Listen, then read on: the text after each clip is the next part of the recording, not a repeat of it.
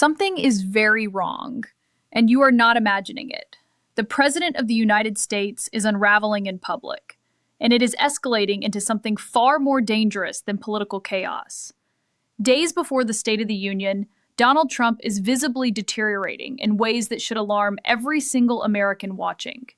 He is repeatedly telling crowds he's not sure he's going to make it, not sure how long he'll be around, publicly questioning whether he's going to heaven, rambling about men trying to kiss him violently, screaming tariffs like it's a reflex he cannot control. This is not dominance. This is not strategy. This is instability unfolding in real time. He is hallucinating about presidential races that do not exist. He is claiming hospital ships are heading to Greenland, while the Pentagon says no such orders have been issued.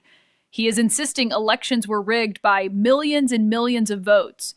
He is boasting about his reading comprehension while drifting mid-speech into incoherent stories about cataract surgeries and shoveling snow. If this were happening in another country, we would call it a crisis. And this is happening days before he stands before the nation. Even figures inside his own MAGA orbit are publicly asking people to pray for him. When loyalists start signaling concern, that's not confidence. That's panic spreading inside the cabal. The nightmare for Trump isn't the opposition. It's the footage. It's the undeniable pattern of cognitive drift playing out while cameras are still rolling. This isn't just another chaotic news cycle. It's a destabilizing moment for a country that cannot afford delusion, magical thinking, and visible unraveling in the Oval Office. And tonight, the entire nation is about to watch it happen live. Now let's talk about the pattern, because this didn't just start yesterday. Trump has been building this narrative for months. He keeps telling his supporters that he's strong, that he's sharp, that he's the only one who can save the country. He mocks others as weak. He brags about acing cognitive tests. He insists he has great comprehension. He says he reads everything. But then he opens his mouth, and the reality collapses. Let me show you the clip. Just days ago, standing in front of a massive crowd in Rome, Georgia, he says, "I don't think I'm going to make it to heaven." He repeats it. Not once. Not as a joke. He lingers on it. He emphasizes that he doubts he'll make it. He tells tens of thousands of people he's unsure about his fate. That's not policy. That's not leadership. That's existential spiraling in public. And it doesn't stop there. Let's look at what he really said during another speech. He tells the crowd, "I don't know how long I'll be around. Got a lot of people gunning for me." He repeats this theme over and over, that he may not survive, that people are coming after him, that he's suffering for the country. This is a man who constantly claims he's in peak condition. Which is it? Is he the invincible strongman? Or is he a persecuted martyr who may not make it? He can't have it both ways. Then comes the bizarre fixation. He starts talking about men who want to kiss him violently. He describes these encounters in detail. He says they beg to kiss him. He says he has to avoid it. He repeats the story in multiple venues. Let me show you the clip. He tells the crowd a man said, "If there weren't cameras, I'd grab you and kiss you violently." And he presents this as admiration tied to tariffs. Tariffs. We've gone from economic policy to fantasy assault scenarios in under 30 seconds. This is not coherent messaging. This is cognitive drift. And while this is happening, he's also screaming about tariffs being struck down. He's shouting the word tariffs repeatedly, escalating his tone, almost daring the courts to challenge him. At the same time, he's claiming hospital ships are being sent to Greenland. The Pentagon says no orders have been issued. The ships are reportedly in Alabama for repairs. Yet he declares publicly that a hospital ship is on the way. That's not spin. That's fabrication. Then there's the delusion about current elections. He posts that Gavin Newsom has dropped out of the presidential race, a race that does not exist. There is no active presidential contest happening right now. Yet he speaks as though one is underway. That's not exaggeration. That's disconnection from reality. And in the middle of all this, he pauses during a speech to talk about giving a woman money for cataract surgery. He wanders through the story, he drifts, he asks if her eyes are okay, he complains that the doctor ripped him off. He assures her she'll have 20/20 vision, mid-policy speech, mid-national address. This is the same man who tells us he reads Supreme Court opinions with great comprehension. He insists he read the paragraphs. He insists he knew they would win. But when you juxtapose that boast with the wandering, the shouting, the hallucinated political scenarios, the gaslighting becomes obvious. He says he's sharp. The footage says otherwise. He says everything is rigged. But when he loses, it's fraud. When he wins, it's historic. When courts rule against him, they're corrupt. When they rule for him, it's genius. This is the pattern. Inflate, deflect, fabricate, repeat. And now, right before the State of the Union, that pattern is accelerating into something far more chaotic.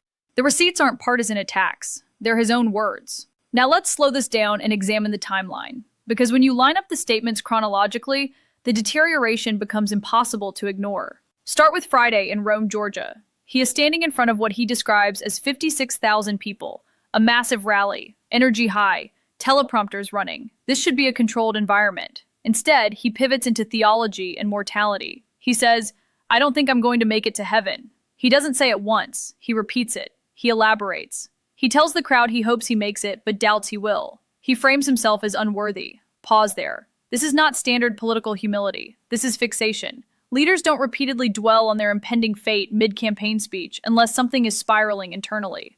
Now move forward to the speech before the so-called angel families. He says, "I don't know how long I'll be around. Got a lot of people gunning for me." Look at that phrasing. Not political opponents, not critics, gunning for me. He is escalating the rhetoric into physical threat territory. He is portraying himself as under siege.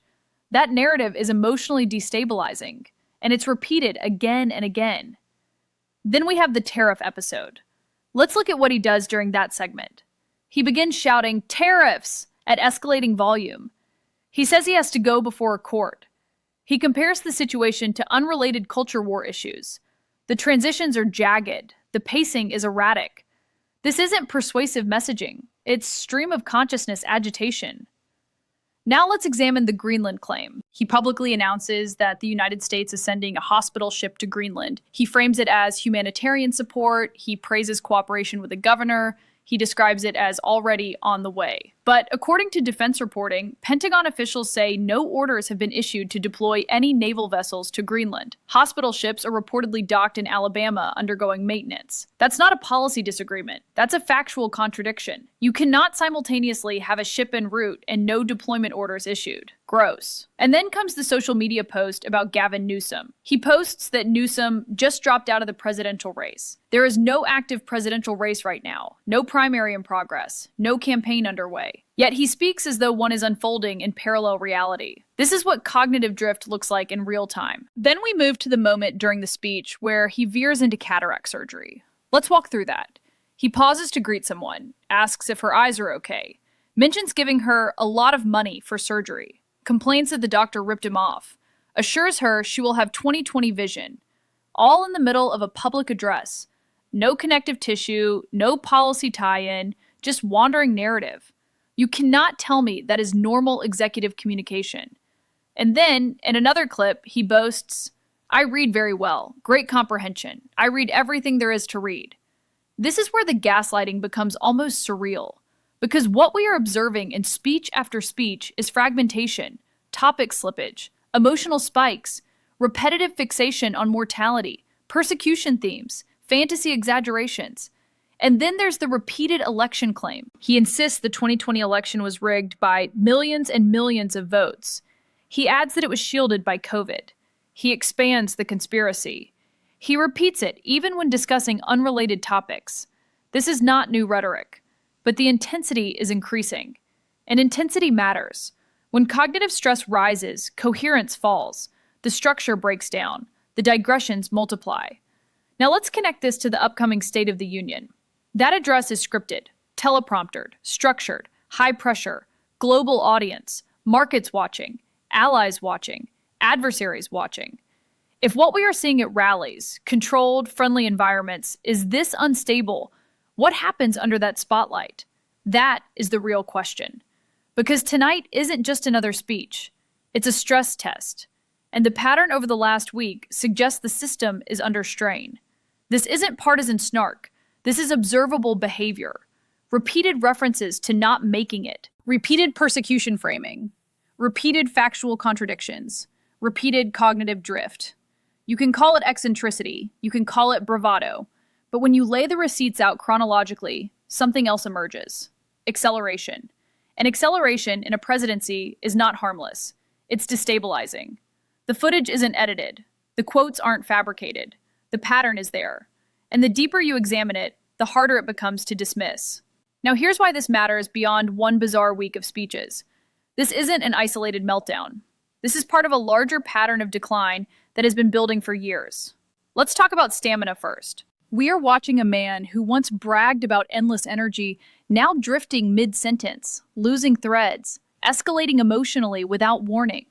The speech pacing is uneven. The tone swings wildly from self-pity to rage to self-congratulation. He is ranting and raving one moment, then slipping into disjointed storytelling the next. That's not command presence. That's volatility. And volatility at that level isn't just awkward. It's dangerous in a presidency. Now expand the lens. This is the same figure who ran casinos into bankruptcy. The same businessman who launched Trump Steaks, Trump Vodka, Trump University, all disasters. The same empire that required repeated restructurings. The same brand that left contractors unpaid and ventures collapsed. The mythology says dealmaker genius. The record says serial instability. When he talks about building the greatest ballroom anywhere in the world, in the middle of national economic stress, it's not visionary. It's escapism. It's magical thinking layered on top of real structural problems. And then look at the electoral pattern. He lost the popular vote in 2016. He lost the presidency in 2020. His handpicked candidates underperformed in key races. Special elections have not been trending in his favor. Yet every loss becomes rigged. Every setback becomes conspiracy. Every court defeat becomes corruption. That isn't resilience. That's inability to process reality.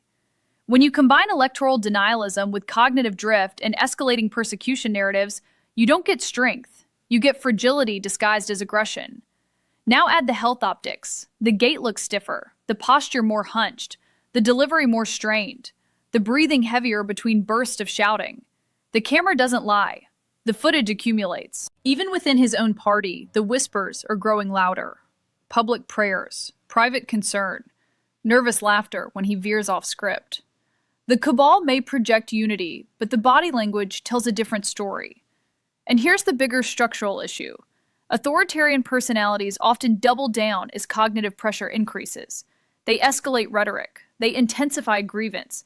They surround themselves with loyalists who reinforce delusion instead of grounding them in fact. That feedback loop is disastrous because magical thinking at the top of an executive branch doesn't stay rhetorical. It becomes policy. It becomes foreign policy. It becomes trade wars launched on impulse. It becomes social media declarations that contradict defense briefings, Greenland hospital ships that don't exist, active elections that aren't happening, millions of phantom votes. This isn't a gaffe problem. It's a reality problem. And the world is watching. Allies see volatility. Markets see unpredictability. Adversaries see opportunity. This is not how stable democracies operate. And let's be clear, this pattern didn't appear overnight. It's intensifying. The volume is increasing. The digressions are multiplying. The fixation on persecution and mortality is becoming more frequent. That's acceleration. And acceleration toward instability rarely reverses on its own. Which brings us back to tonight. The State of the Union is supposed to project strength, coherence, stability. It is designed to reassure markets, allies, and citizens. If what we've seen in rallies and side events bleeds into that address, the shouting, the drifting, the fixation, the delusion, it won't just be awkward. It will be historic for all the wrong reasons. This isn't about partisan victory. It's about capacity. And capacity is what appears to be eroding in front of us.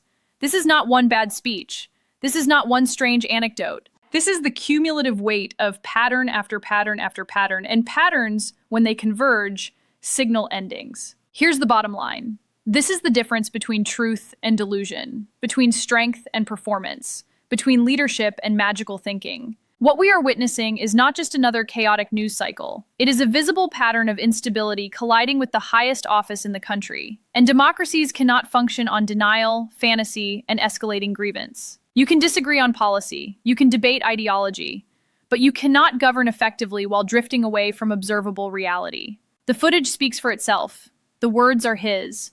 The contradictions are documented. The pattern is accelerating. And pretending it isn't happening doesn't make it disappear.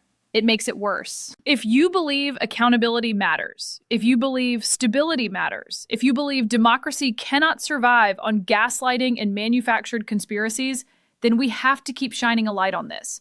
Independent media matters right now. Transparency matters right now. Truth matters right now. Hit subscribe. Let's keep growing this community. Let's push toward the next milestone together. Because the cameras are rolling, the country is watching, and history is recording every second.